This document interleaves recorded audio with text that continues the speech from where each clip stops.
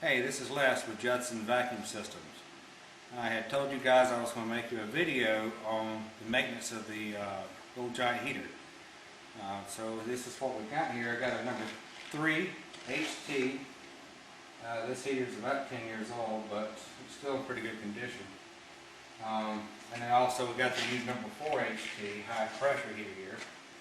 Basically the maintenance on both heaters will be the same, so we'll just do the one on this number 4 for you. Maybe some little power points here. Don't want to miss anything.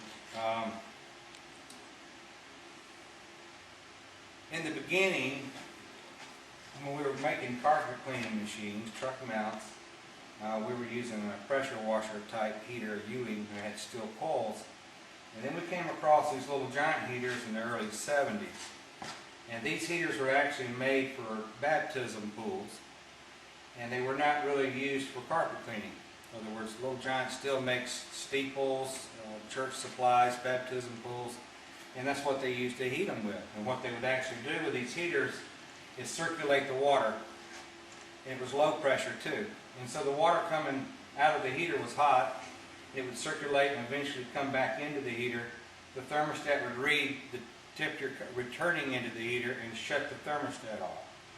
On a carpet cleaning machine, we're always putting cold water that's hitting the thermostat probe here, and I'll go over that in a little while how that's different. Another thing that we're doing with these, other than what they were originally designed for, is we're running them with high pressure. You know, we're putting 400 or 500 pounds of pressure normally on a heater.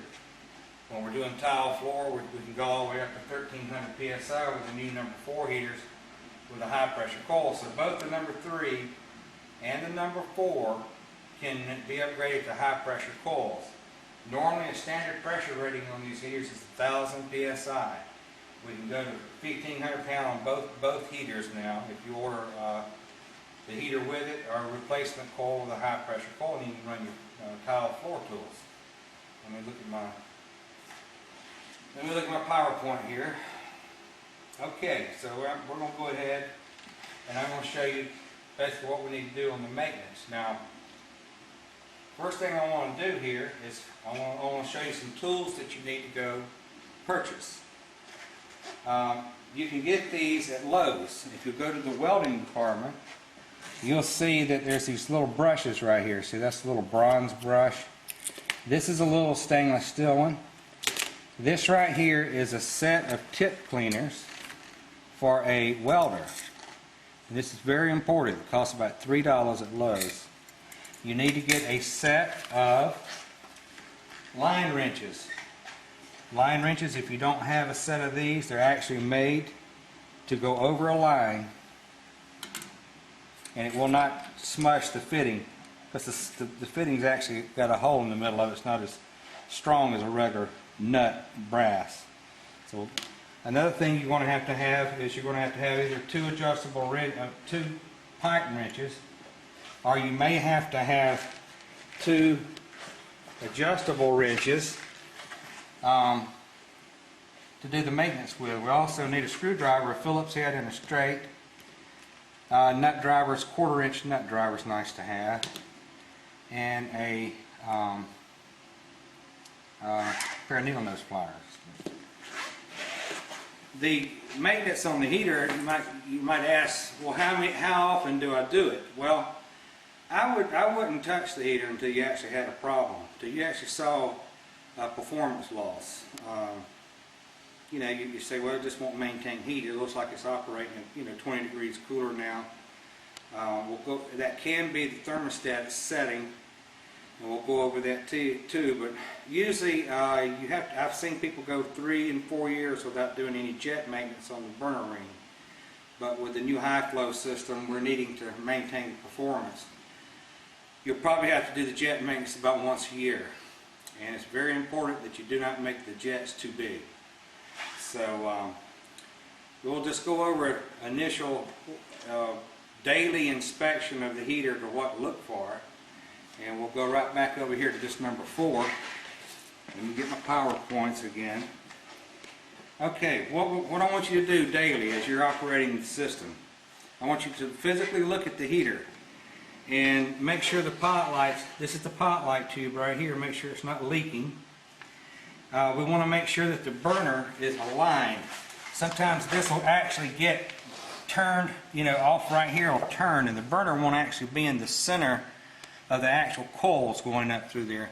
And I'll get us a set of coils here in a minute, and I'll show you what a set of coils look like. I got some damaged ones here. Got quite a few people's let them freeze.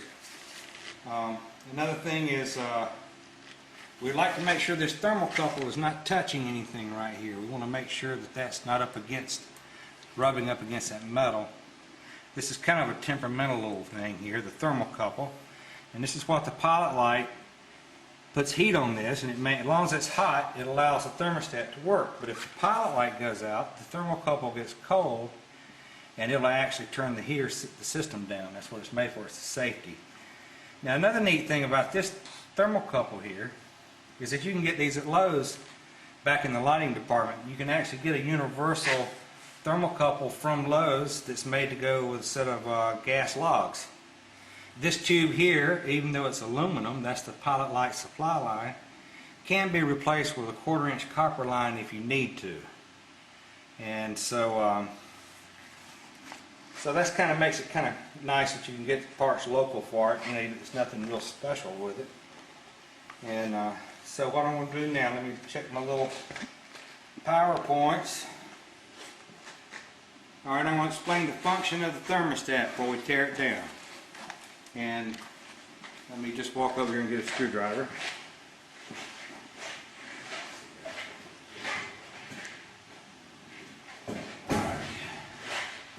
A lot of people don't know that the pilot light, you can adjust the pilot light.